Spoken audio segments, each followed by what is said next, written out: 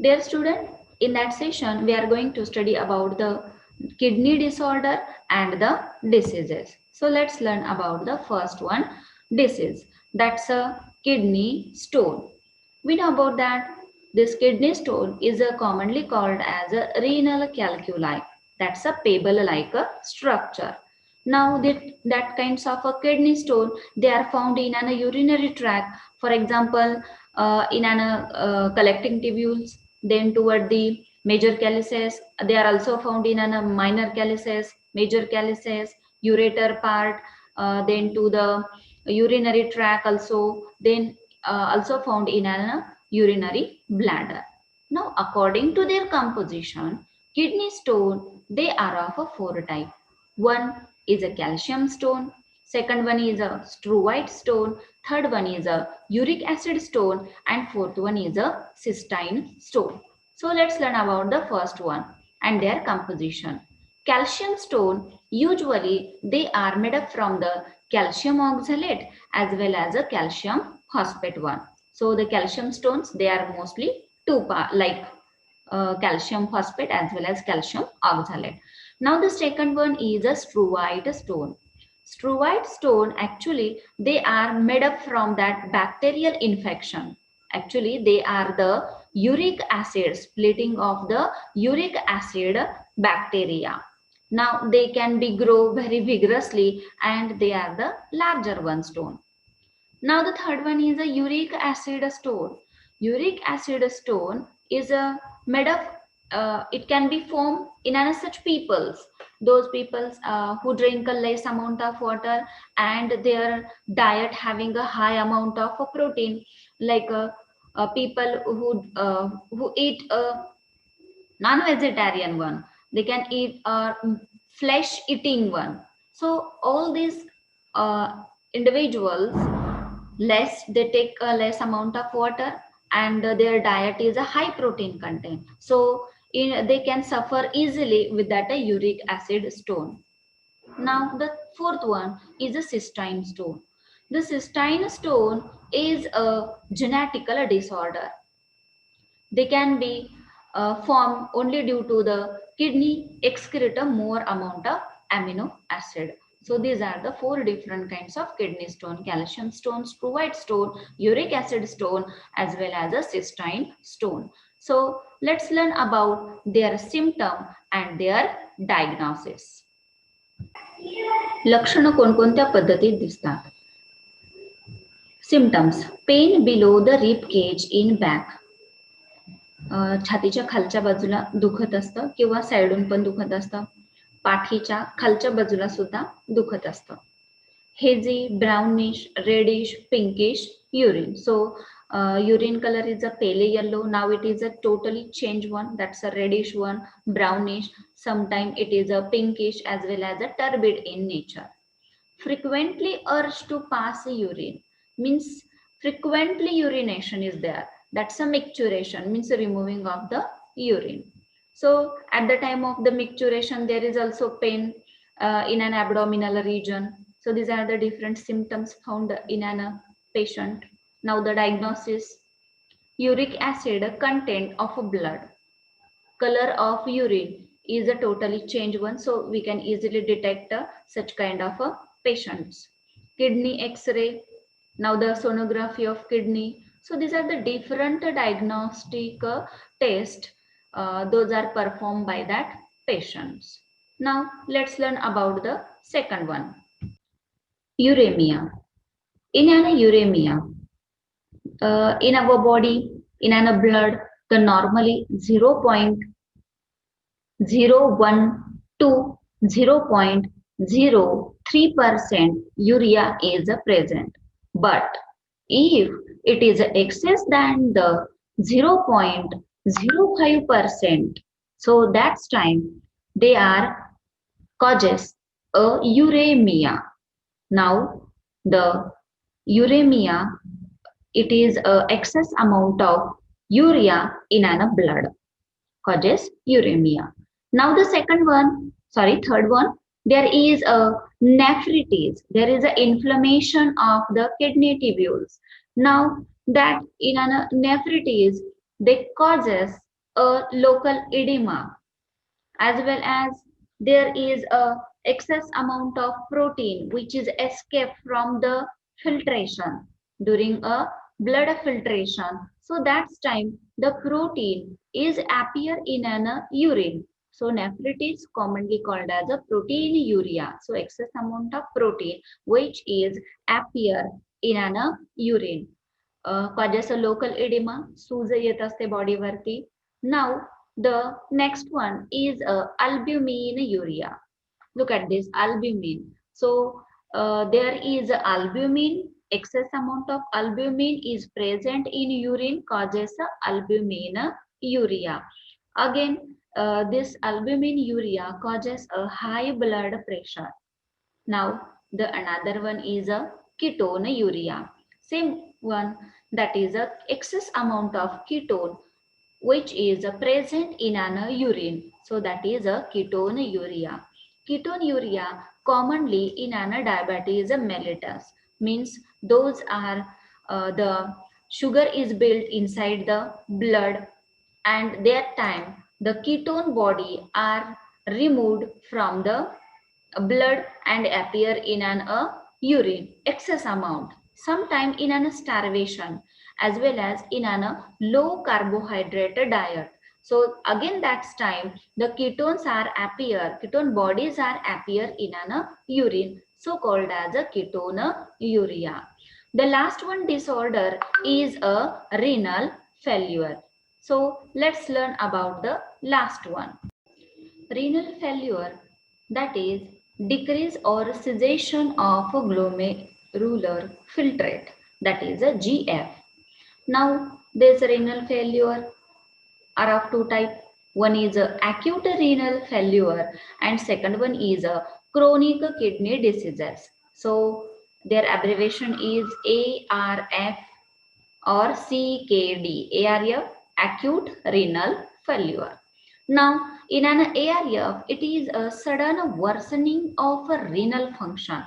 म्हणजे अचानकच दुखायला त्रास होतो किंवा दुखायत असते किंवा त्रास व्हायला सुरुवात होतो. Most common after the severe bleeding. वेगवेगळ्या प्रकारचे ऑपरेशन झाल्यानंतर सुद्धा अशा प्रकारचा त्रास अक्यूट रिनल फेल्युअर होऊ शकतो पेशंटमध्ये.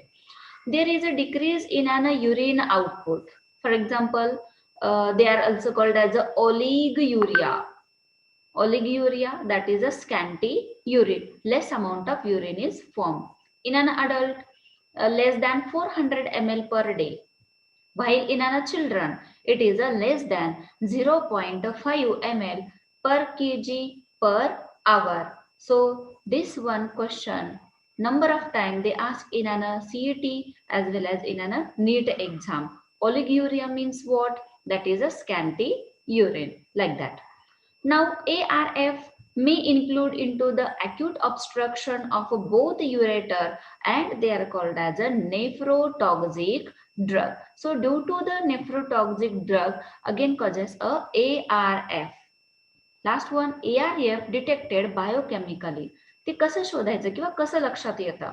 Due to the elevation serum creatinine level. जर सीरम मधली जी काही क्रिएटिनिनची लेवल आहे ती एक्सेस झालेली आहे किंवा नाही याच्यावरून आपल्याला अक्यूट रिनल फेल्युअर डिटेक्ट करता येतो. Now the second one is a chronic kidney disease, that is a CKD.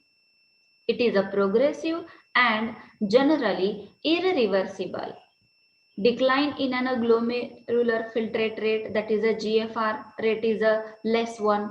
It causes due to the chronic glomerulonephritis, means there is a decrease the production of GFR. It can be detected by the reduced kidney size and the possibility of anemia. If the patient having a frequently or 5 to 6 months they are undergoing in an anemic condition, so again they can be leads to the CKD.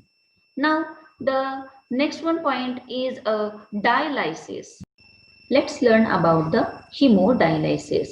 When the renal function it falls below the 5 to 7% and there is accumulation of waste substance inside the body, so that's time the individual they prefer for the hemodialysis. Look at this, it's a hemodialysis machine. Hemodialysis, it is a dialysis machine used to filter the blood. Now look at this. The patient's blood is passed through that radial artery, and that kind of a radial artery is attached with the cellophane tube. Now this cellophane tube is a semi-permeable membrane. So it acts as a semi-permeable membrane. So there is a easily exchange of the material. So when that cellophane tube is entered or it is immersed inside that dialyzer, look at this, it's a dialyzer having a two inlet and outlet. The fresh dialysate, they are circulate from here, and used dialysates are removed from that machine. Again, when the from that radial artery the blood is entered, it is pump out again a heparin. So heparin is mixes with that blood and it is entered into that dialyzer unit. Now that dialyzer unit, there is a isoosmotic in nature. So that's why the blood having excess amount of salt, they are easily removed with that dialysates, and the blood which is free from the salt or the excretory waste, now it is returned into that vein. But when it entered inside the body, again it is mixes with the antiheparin substance and again entered inside the patient's body. So this process is a very slow. So that's why hemodialysis is a very slow process. Now the second one method, that is a peritoneal dialysis. Look at this photograph. It's a dialysate bag having a dialysing fluid.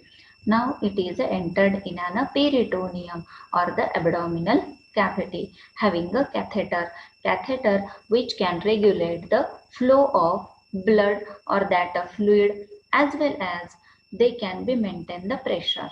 Now the dialysing fluid is entered in an peritoneal cavity. This peritoneal membrane, it acts as a semi-permeable membrane. So there is a toxic waste material is entered inside that peritoneal space, and it is a drained back in an appropriate time.